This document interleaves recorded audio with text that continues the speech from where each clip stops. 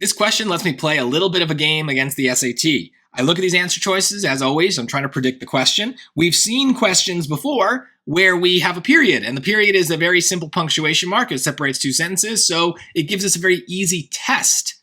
But you know what else separates two sentences? The semicolon.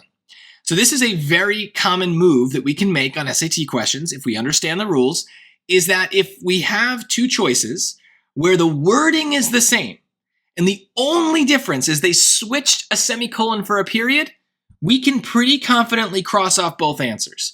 98, 99% of the time, that's going to be a confident thing because a period is the same thing as a semicolon. A semicolon separates two sentences. A period separates two sentences. The one exception is occasionally semicolons are used for complicated lists, but let's look at the sentence. Do we have a complicated list? If not, no big deal. So it probably means we're already just deciding on whether or not we need a comma or not. But let's look at the sentence. So right here. Oh, no, right there. So backwards. This one right here is where the blank is. Theaters were fitted with specialized vents that emitted odors at specific points in a movie. So that's a sentence. But then the next part, such as the scent of roses when roses appeared in a scene. That is not a sentence. That's why we now have a grammatical reason for getting rid of B and C. And there's no complicated list there. We're just adding on this extra clause. And so that's the thing.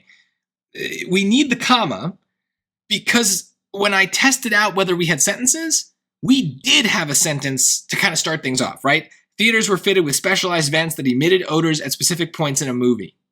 Period. We can end it right there. But then we're adding on this extra clause, the such as clause. And this type of clause usually gets a comma. So that's kind of why we're going here is we need that. And so, yeah, that's what a comma does. It adds extra clauses that can't stand alone as sentences onto sentences. So perfect use of a comma, no real debate here. It's one of those things where the reason I pick the comma has nothing to do with the way it sounds, right? It's not like I'm hearing a pause there necessarily. I just know how a comma functions, and I know that that's what it does. It joins extra clauses to sentences. We got an extra clause, so we need the comma.